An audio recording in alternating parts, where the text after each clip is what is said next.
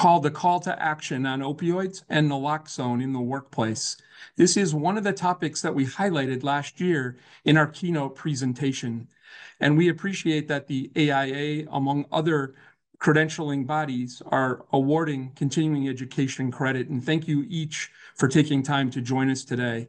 The topic was well defined in the registration list, and so were the learning objectives. But this continues to be an issue that impacts construction as an industry, at the company level, at the workforce level, and then every family in our industry. And I'm going to talk about why that is the case today. At Safe Project, we've existed since 2017, and this is a topic that's been near and dear to our hearts in helping to stop the addiction fatality epidemic. That's what Safe Project stands for.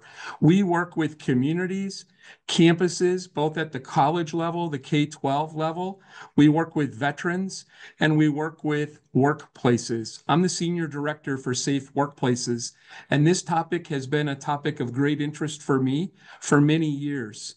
Those of you that attended last year's conference, you will remember I shared lived experience with opioid misuse when I was a teenager following 3 knee operations in my mid to teenage years. And I recognized then, if this could happen to me, it could happen to anyone. And I've continued then to share this passion on this particular topic.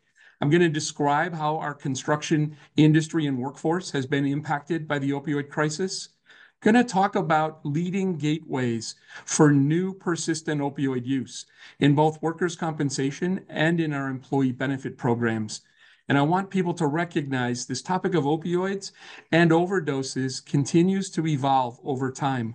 The nation has experienced a decline for the first time since 2020 on the number of overdoses that have been occurring. But that does not mean that the battle is over.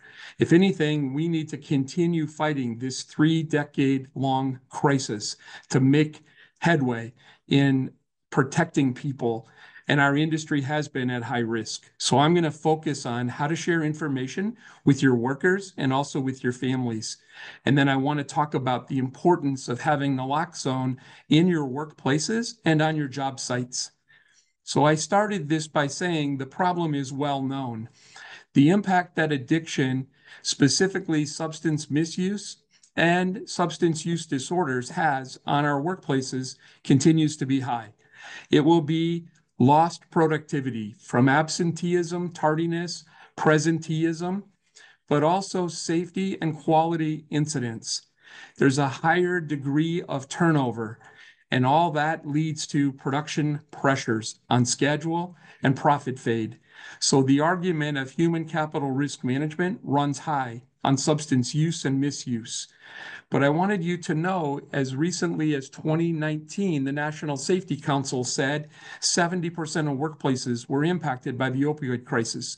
I bet if they did that study today, it would be well over 90%. It's rare for me to find a company that hasn't been impacted in one way or another. So I wanted you to just think about what this impact is. For the last 11 years, there's been a rising rate of overdose deaths among occupational fatalities. So the construction industry has experienced a disproportionate number of these. Overall, not just construction, there was a 10-year annual increase in the number of unintentional overdoses that were occupational fatalities. So the number I show right there was for 2022, reported in 2023. It was 9.5% of the overall number of occupational fatalities. There was a little good news in the workplace last year. The total number of unintentional overdoses decreased in workplaces, but because the overall number of fatalities decreased, the percentage actually increased to 9.7%. This is proof positive that we need naloxone to help reverse the effects of an opioid overdose. And I'll talk more about that. I also wanted to do some quick level setting. Opioids are a pretty well-known class of medication.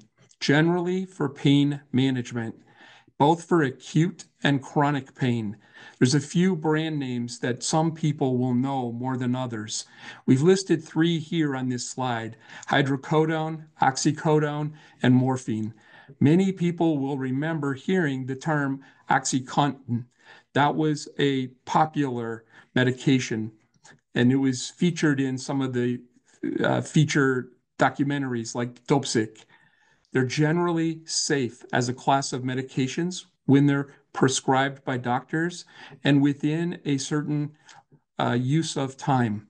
Generally, research shows being off opioids by day 5 is indicated. Not for all individuals. I've heard many stories from families that a child or an adult's brain was hijacked by opioids on the first dose. But for many people, research shows being off them by day 5 is less likely to result in persistent opioid use. Because they take away pain and can create a sense of euphoria, they can be misused or an overdose can occur. I wanted to share with you a diagram that we use at Safe Project in our education to let people know that there are many different types of opioids. And you'll see the color coding here. Those that are highlighted with red border at the bottom are used for prescription pain management. Those that are purple are used to help with opioid use disorder, medication assisted or medication supported treatment. Those are classes of opioids that will help people wean from the effects of an opioid use disorder. And those that are highlighted with yellow will be an illicit substance. Heroin will be one where there's not a medical use, it's a street drug. And fentanyl, you'll see, is both a prescription pain medication frequently used in surgery or for other pain management, but also an illicit chemical that was manufactured. And I'll share with you just how important this knowledge is of fentanyl. This is about the best diagram I've seen. It is about a year old, but it does show you the rapid escalation of synthetic opioids like fentanyl. And you'll see this 3-decade view of the opioid crisis. Look at that purple line. That is the effects of synthetic opioids, fentanyl. 103 times, not percent, but times increase in the number of overdose deaths. And you'll see that spiking around 2014. And it's continued up until mid 2024, where it did taper off and start to decline. But again, the war's not over. I want you to look then at that second line. The psychostimulants, those are going to be methamphetamine, and then you'll see cocaine listed.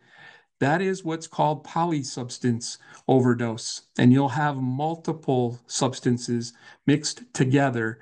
And that's where we're currently at. Another medication is called xylazine. It's not reflected on this chart, but that's prolonging the effects of opioids. It could be contributing to people taking fewer opioid injections or snorting or smoking of that medication to feel better. But I want you to recognize this comes at us from many different angles. But for the last 7 to 10 years, our big focus has been on fentanyl. We need to educate our family members and especially children and young adults the importance of honest conversations to manage this risk. Now, here's a statistic that I wanted people to know. It came from the Journal of the American Medical Association, and it was RAND Corporation data. You'll look at more than 40% of US adults know someone who died of a drug overdose. That's over 125 million Americans. That number, when I visit construction companies, especially on construction job sites, it's not been uncommon for 60, 70% of hands to be raised when I ask that question or anonymously in polling. And this was another data point that was really sad. It came out last May, but more than 320,000 children in the US lost a parent in a 10-year period from 2011 to 2021. And you'll see the rate of that loss more than doubled in that decade from 27 per 100,000 to 63 per 100,000. Doesn't take long to just consider the effects both of those data points have on our communities. And then it's easy to see how a workplace industry like construction can be impacted. So I wanted to highlight a few data points that highlight how the construction industry has been adversely impacted. This was the overall U.S. labor force, not just construction, but construction was significantly impacted. On the opioid crisis between 1999 and 2015, the study looked at a decline in labor rate participation. There was a 43% decline in the participation of males. More than 2 million men between the ages of 25 and 54 were taking daily opioid pain medication. And there was a 25% decline among females participating in the workforce. That did have an impact on construction, manufacturing, and agriculture. And that's been pretty well substantiated. One of the slides my friend and CEO at Safe Project, Jeff Horowitz, likes to reference because he knows I worked in the insurance industry for 25 years of my career. But Liberty Mutual is one of the leaders in terms of studying industry trends. And opioid misuse, they listed in 2023 as one of the 8 greatest risks continuing to impact the construction industry. This slide really, I think, highlights that we're more than twice the national average of other industries of employees with an opioid use disorder. So to me, this was a really good snapshot to just let you know, looking at this from many different lenses, at the community level, at the industry level, at the company level, and then we will focus on the family as I move forward. But this data was the low light, but it really helped us illustrate how important this is. This data came out in 2023. It was August.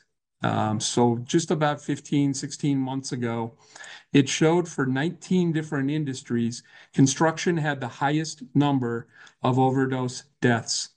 It was 3 times the average of those 19 industry groupings. And the rate was 131 per 100,000 workers. So that illustration alone highlighted a really important issue. Why construction?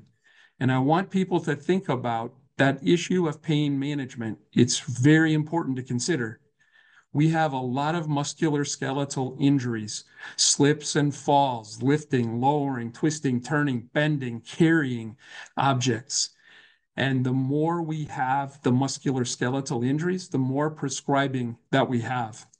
This is a pictogram from a really thorough study that was done by the Washington University Medical School.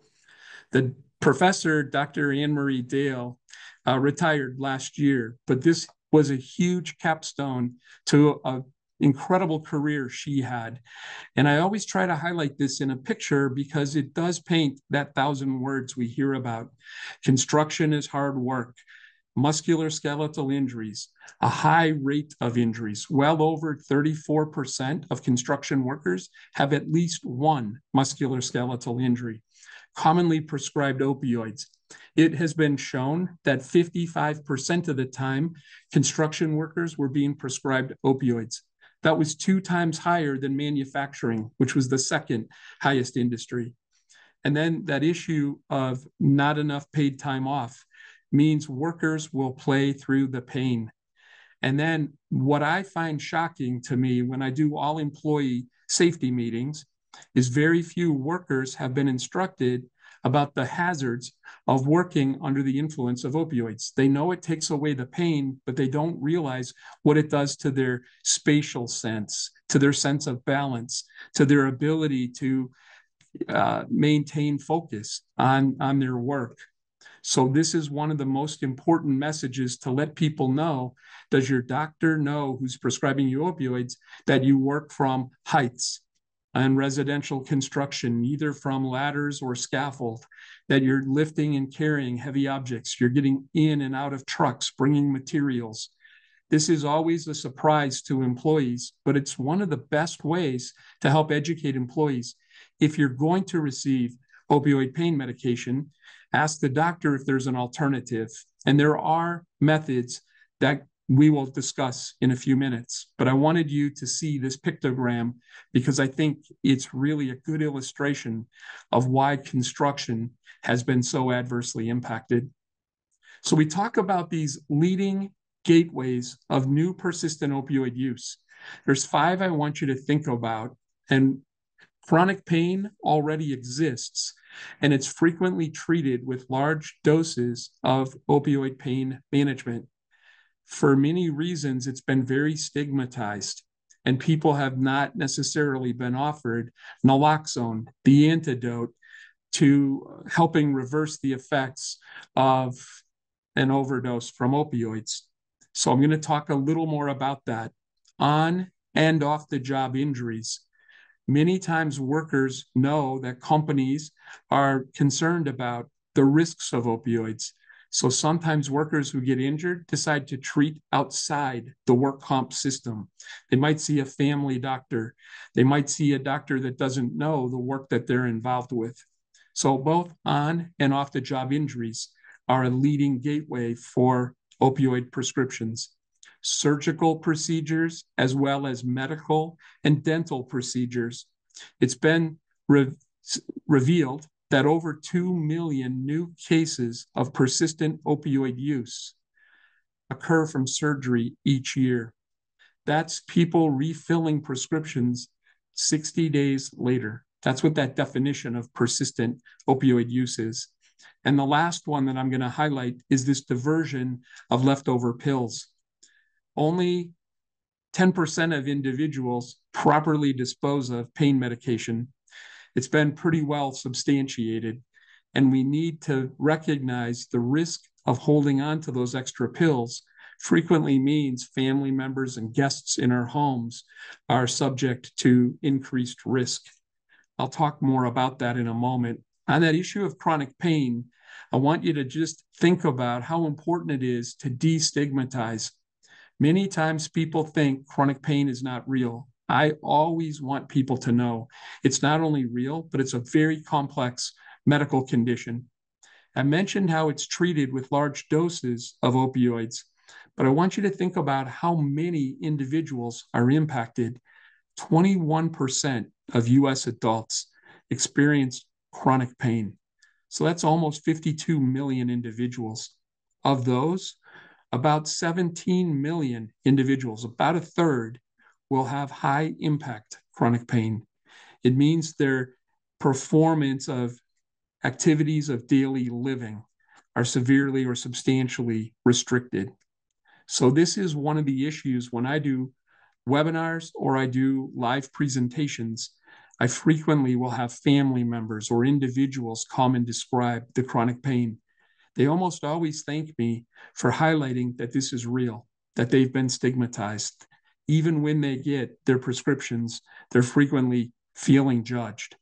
So the thing that I learned by asking questions of those individuals is that they feel like they're being stigmatized or judged by taking opioids when it's been the thing that gives them the most relief. And very rarely have they told me that they've been instructed about safe medication storage or co-dispensing of naloxone in case of an accidental overdose. So many times these individuals will open up and share with me their chronic pain. And when they tell me they have children or grandchildren or nieces and nephews who visit their homes, I talk to them about safe medication storage. And you can do that in a way that's humanizing and supportive without the judgment, without the shame. And it's been a really powerful message. I just appreciate when people open up and share.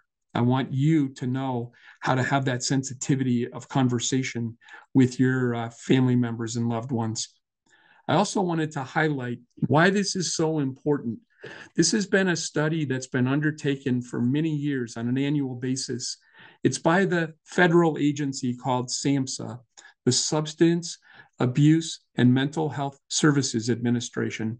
SAMHSA does this national survey on drug use and health.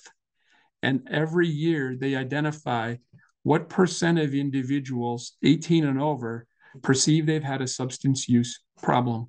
12% of adults over the age of 18. That's about 30 million individuals have said they have a substance use problem. There's actually good news in this data, and the percentage of individuals who consider themselves to be in recovery or to have recovered from substance use continues to rise. It's now 73%. Those individuals in recovery, if they get a standard pain management that's opioids, their recovery is at risk or jeopardized. And frequently, those individuals will say, Cal, I got scheduled for surgery. Are there alternatives that I should be asking my doctors for? The most important conversation is to make certain that doctors, dentists, surgeons recognize who is in recovery and have that honest conversation with your doctor for yourself or for your loved ones. So that's why we're doing this webinar, to really make this personal, for you to be the best advocate for your health and those of your family members.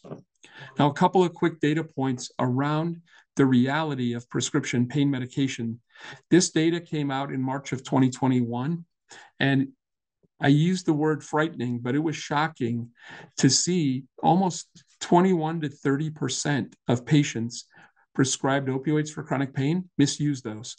And it's easy because it takes away the pain. It gives you that sense of euphoria. It can be a numbing feeling. It allows people that are experiencing that pain. But also 8 to 12% of people using opioids for chronic pain do develop an opioid use disorder. So again, I want to have this conversation without stigmatizing or shaming individuals, but to let people know, always talk to doctors. Is this the right medication? Is there an alternative available for me?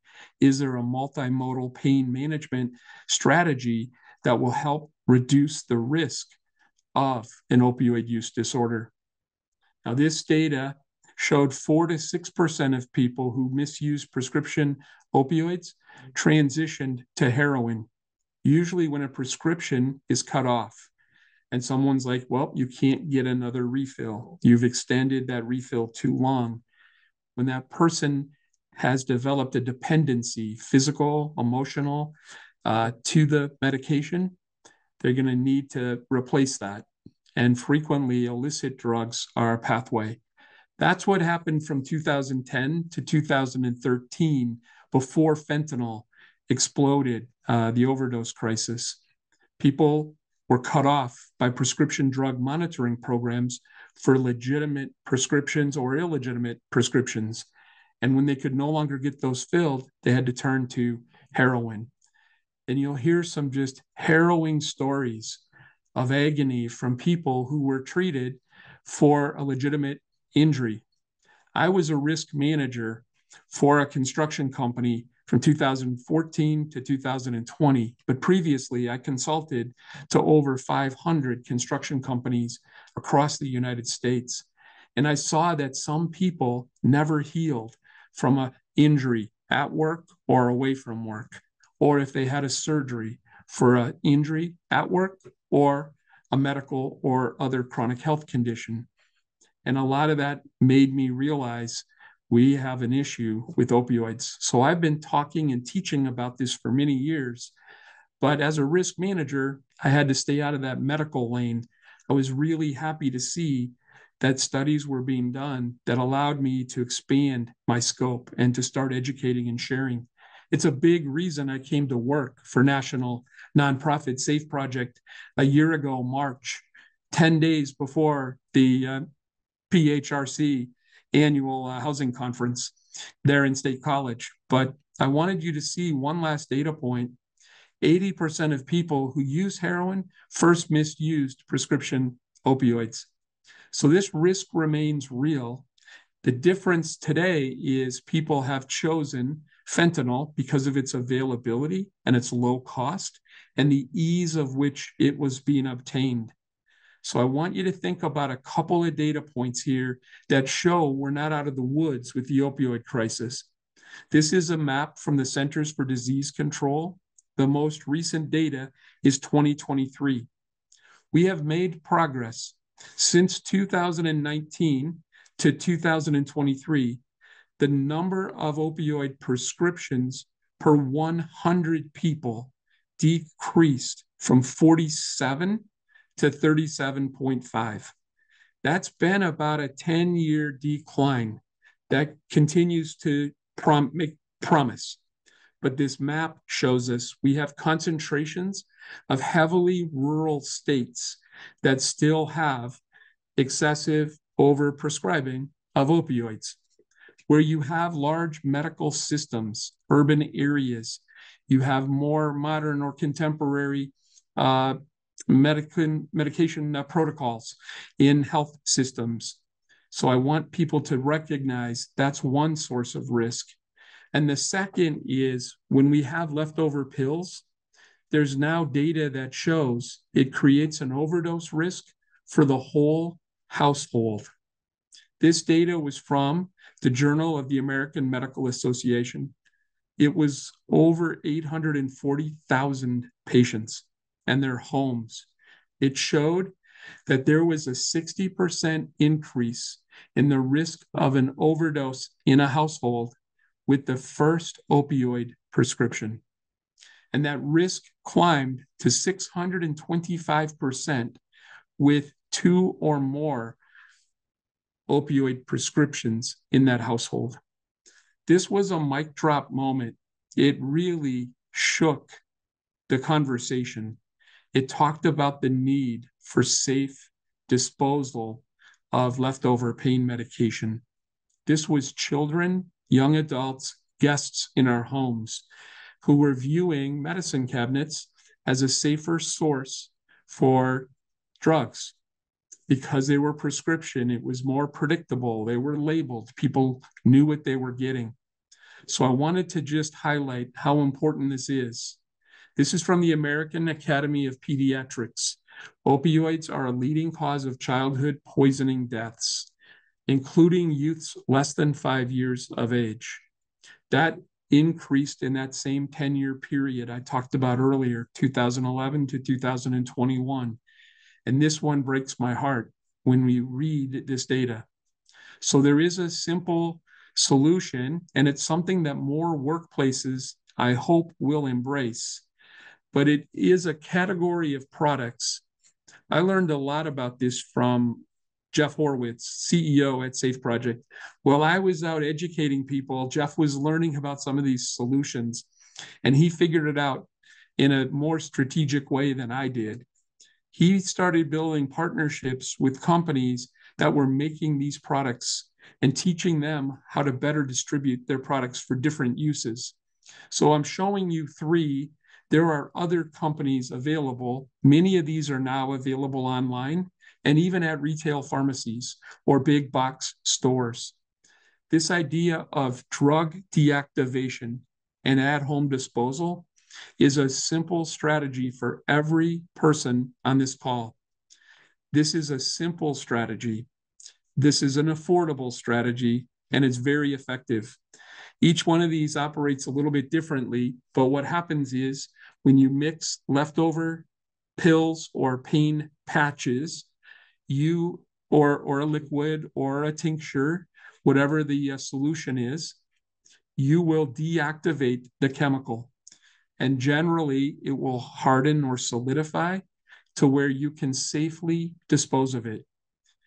For obvious reasons, not distributing or not disposing leftover pain medications down a toilet, it will get into groundwater, into our waterways. It's harmful to the fish, and it ends up in the food chain. So for many reasons, that's why we discourage that type of disposal. And then I've heard stories too from family members, if they buried them in their backyard or disposed of them in the trash, that neighbor kids knew who was on pain medication, and they would dig through the trash or they would find the leftover pills. This is just a way to make it a very safe and environmentally friendly disposal. So I hope you'll look at that article. Jeff Horwitz and I co-authored this article called Opioids in Construction, How Home-Based Drug Deactivation and Disposal Saves Lives. I'll give one example of a company several years ago. They had about 400 employees, just under. They distributed drug deactivation products. They took 3,400 pills out of the homes of their family members when they distributed one of these products in a 10-day period. 3,400 pain medications. The owner was so excited, but so concerned, he actually broke down when he called me, dialed me in for the meeting, and said, Cal, we did good, didn't we? We done good. And I'm like, yes, you did. But he was still sobbing because he recognized of those 3,400 pills, the employees and the families were at risk. So I just want you to take this to heart. This is one of the best strategies. If you need help finding out more about these products, feel free to reach out to me when Rachel and Chris share the contact information. It's also in the slide deck as the last slide. Jeff and I are happy to help anyone, but just wanted you to be aware.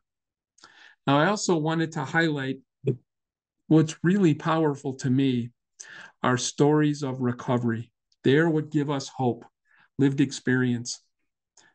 I've been doing a 17 article series for this publication. It's called forconstructionpros.com. I've been featuring leaders. I've been featuring organizations that have been early adopters, people that are trying strategies, educating employees, using these types of technologies or solutions. But I've also been trying to share stories of hope. In my backyard in Washington State was a residential builder. I've yet to meet him face to face. We both travel too much, but we'll meet at the IBS, the International Builder Show in Vegas later this month. His name is Stacy Ekman. He's a partner of Alaire Homes, Kirkland. And I profile his recovery story. I called it Rebuilding a Future Through Recovery. And if you look at that subtitle, The Recovery Journal of One Construction Business Owner Through Treatment and Dedicated Support. Here's how I met him, and I thought you'd want to know. I saw a press release from this company called Alaire Homes. They'd acquired in a partnership the Kirkland, Washington business of Ekman Construction.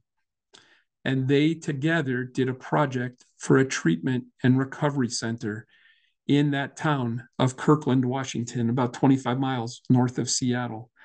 And in that press release, Mr. Ekman described why this was an important project for his company to undertake. Despite him mostly being a residential builder, he wanted to give back and to showcase how important his recovery was.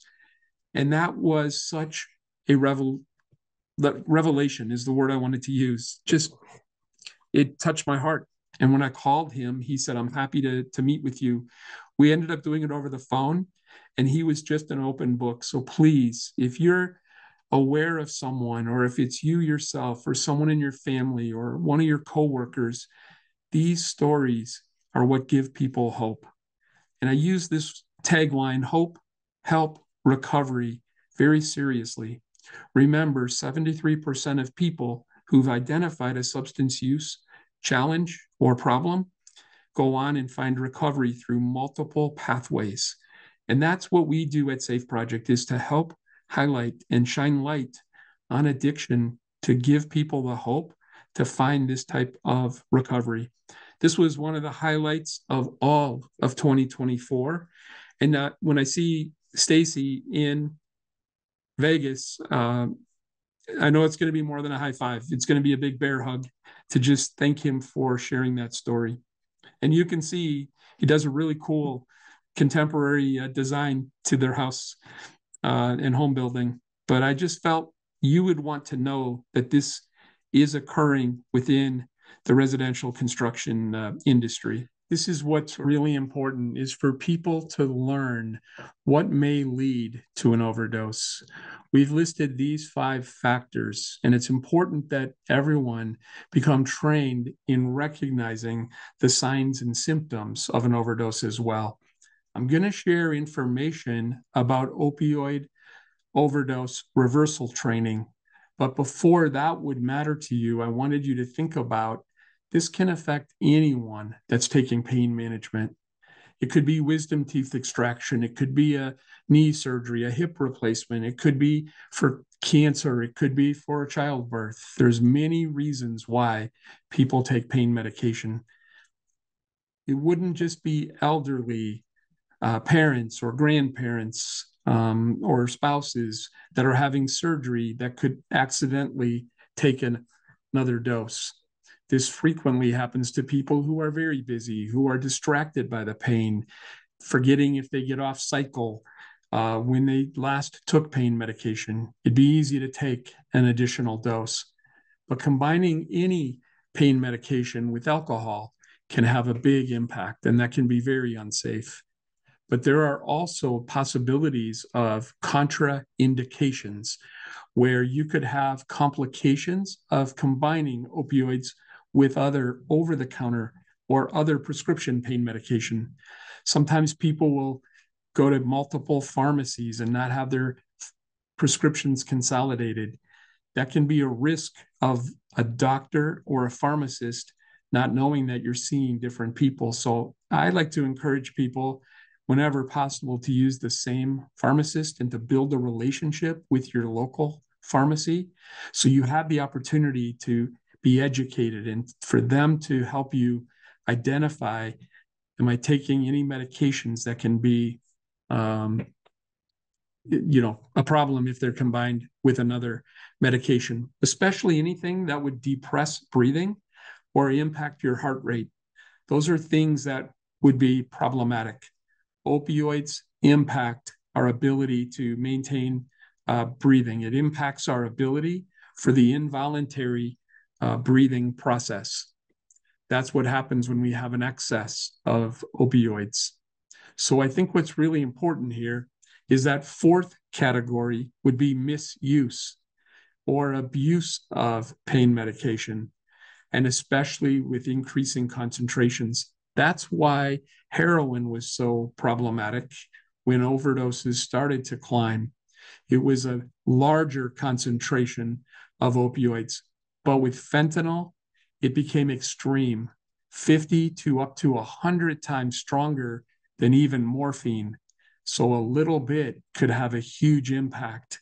And the way it was being manufactured by cartels created a big problem. It led to inconsistency from batch to batch, the way it was being cooked in large vats and then being mass produced and then distributed.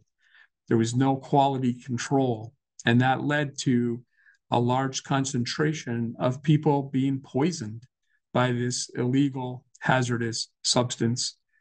And then it's also very important to not take pain management medications that were prescribed for someone else. That's really easy to understand.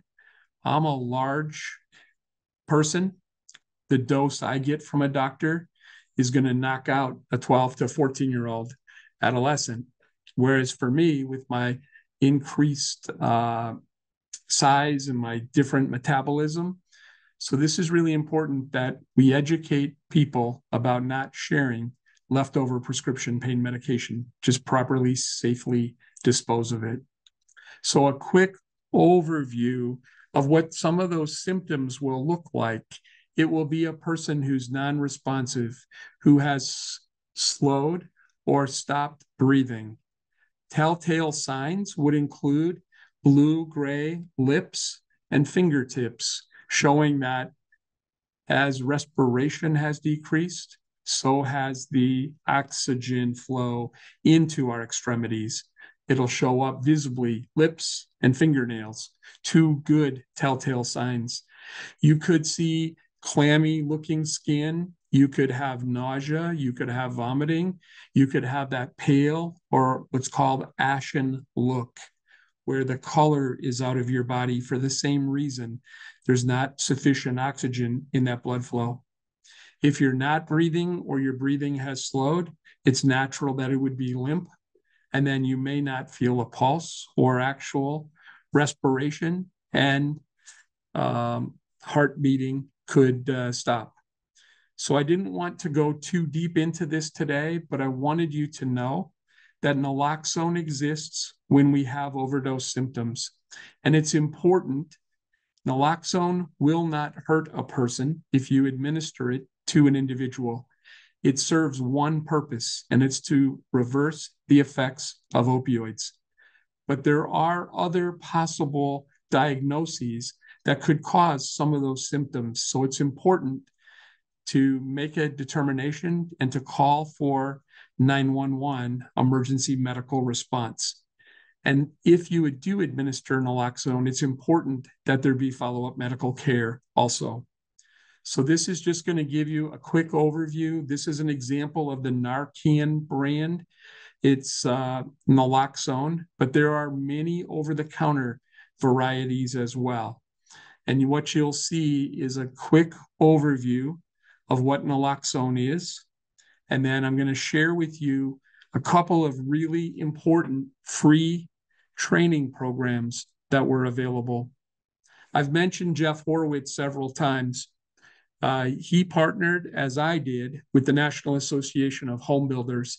I was helping NEHB with some mental health, while Jeff was helping them with opioid risk reduction. And one of the great projects that was done was this training program with a companion instruction sheet, both in English and in Spanish. I've clicked here because it was easier to direct you from this link on the SAFE project website back to the NEHB. This was the way I could show you that both an English and a Spanish version existed. And then along with that will be that downloadable instruction sheet. 2 pages, one in English, one in Spanish. Both videos are about 6 minutes in length. It's really something that I think NEHB and your industry should be really proud of. Also partnered with the Job Site Safety Institute, JSI, as part of Builders Mutual. I wanted you to know how much I respect those organizations. The help I did with them in 2020 to 2023 led me to being recognized as a SAFE award winner by both Builders Mutual, JSI, and the NEHB. For industry advocacy, I should have nominated Jeff for that same award because the quality of these videos is great for your industry. It shows residential construction projects, shows residential builders at work doing your scope of work. Please share this. If you're a consultant with the builders you work with, if you're code enforcement, share it with all your stakeholders. This is an opportunity for you to help share what you've learned today. Also wanted to highlight, we have a couple of people we call superheroes. And you'll see how those images are superimposed with a superhero design. These two individuals are superheroes to me.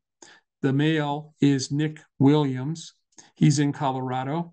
He's actually an association executive director for the American Subcontractors Association, but he'd worked for a waterproofing contractor that did residential and commercial work. He's a person in recovery. He's a huge advocate for individuals to promote the use of naloxone to help save lives. And the woman, Heather Gutierrez, is a beautiful soul. She lost a son to an overdose at age 17. And when she took this picture, she called and said, "Cal, can I explain to you why I wore that pink or salmon colored shirt?" And I said, "Thank you, yes." And she shared that was the shirt she was wearing when she got notified that her son had passed away. That to me was one of the strongest individuals I've ever met in my entire life. And she is out as a champion teaching people about the risks of fentanyl. And her husband have just gone full circle on this. And those are two individuals that I wanted to share with you as well. I'd love for you to use the NEHB JSI resources, but we have resources as well, both a 5-minute version and a 30-minute version if you want something longer. This is free and available, downloadable. You can use the QR code, and that will be a great resource for you. The last resource I wanted to share today is a simple tool that we use at Safe Project, and it's a way to break down the shame, the stigma associated with substance use, and also if someone has persistent opioid use or even an opioid use disorder. You can scan this QR code, you can print the No Shame Pledge, and you will receive an emailed version of that certificate to you. We encourage people to feel comfortable to share your certificate on social media, to just promote this no shame culture, this no shame message. It's been one of the most powerful tools. Tonight, I'll be doing a different version of opioid risk reduction for a National Association of Women in Construction in my home state of Washington State. And I have this large, oversized foam board that has the No Shame Pledge. And I know that I'll be having people take pictures with that today. So this is powerful. It's available. When you scan that QR code, it will take you to a section of No Shame education resources. It's a set of slides that you can use to educate your employees and their families about no shame, no stigma. It's how we break down the barriers to people seeking help. And yesterday, I received a message from a contractor in Minnesota that shared the no shame education with their employees. This is how we do it: one person, one company, one community, one industry at a time. So please join us. Rachel, I'm going to pass this over to you for Q&A. And while I do that, I'm just going to let people know I put some additional resources together. We won't have time to go through all of it, but I wanted everyone on this call to have additional info. So Rachel, I'll turn to the next slide, but I'll pass it over to you in case you have a question. And then what I'll do is advance the slides while I'm answering any questions that you might have. Sounds great. Thank you, Cal. Yeah, and just a reminder, everyone, if you download a copy of today's handouts, it will have all the links that Cal was sharing in his presentation. They're in that PDF, and you can click on them and go directly to those web pages. Also, we're going to be adding to our website a resources page that will connect you to all of these resources as well. So stay tuned for that. And just a reminder, if you do need your continuing education certificate, the link is in the chat, and we will jump back to that again later. But Cal, I would love to hear from you. What are the first steps? Like, for some folks, this might be the first time they're hearing any of this information or even understanding what an opioid means, what we do about it. What would be the first steps that you would recommend to folks, whether it's in their family, their workplace? How would you handle it? Thank you, Rachel. And I love that question. I tried to keep this really simple for individuals. I called it a call to action. This would be 7 strategies to protect your home and family. Opioid first dose prevention. So discuss the risks with all family members about opioids, what they are and what the risk is, and how the supply has been contaminated. It's counterfeit. It's been improperly mixed. No quality control. No pill is safe. The Drug Enforcement Administration has used a campaign. A lot of times their campaigns had been negative. This one's called One Pill Can Kill. And I found it to be a very effective way.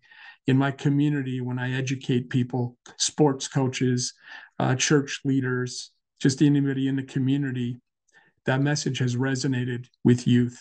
And having honest conversations. Everyone who has exposure to children, young adults, recognize your role as a parent, as a grandparent, as an uncle or an aunt, as a guardian for children. You are the most protective structure. Kids are looking for this conversation from their loved ones to give them the guidance they need. So that, Rachel, is job number one. In the workplace, do that with employees.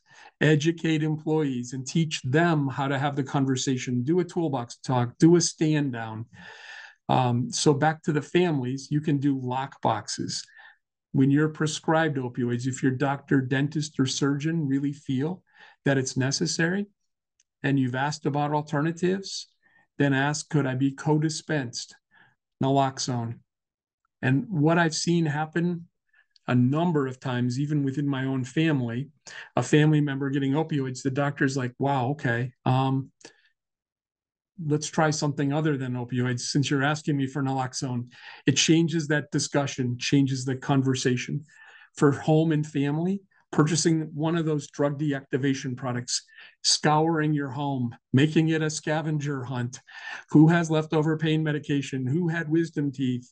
How many years old are those medications? And then properly disposing of those. That's really, really powerful. I do want you to know that there are alternatives to the drug deactivation products. It could be at large chain pharmacies. They might have a take-back kiosk frequently located by the pharmacy, or some law enforcement agencies do it more than once a year on the DEA Drug Take-Back Day. But the most important thing is to become your best advocate for your surgery or your loved ones, whether it's medical, dental, or surgical. And these are some of the strategies that you can use. Ask about alternatives to opioids. Ask about multimodal pain management. It's been pretty well substantiated that taking over-the-counter pain medication can actually deliver a higher concentration of pain management. Not everyone will be able to take those over-the-counter pain medications, ibuprofen or Tylenol, acetaminophen, because of medical complications. So it's important that you still get medical guidance. But then asking about enhanced recovery after surgery protocols. It's known as ERAS. And then there are a list of 10 questions to ask your surgeon. I spend a lot of my time teaching employee benefit and HR leaders to have these conversations with their employees. Don't just take a family first approach. Take the opportunity to ask your employee who says, I'm going to have surgery. Has anyone talked to you about pain management? And then try to help educate them by sharing information. Also, on the employee side, there are a couple of things really important. Remember, I'm a risk management and safety professional, 35 years, instituting musculoskeletal injury prevention, and then considering physical therapy for injury prevention can be really important processes. So, Rachel, welcome anybody's call, anyone's questions. Please share this information with those of your partners in your business, in your community. We want to educate people that families and workplaces and communities can become safe when it comes to pain management. And I want to thank PHRC for hosting this really important topic today.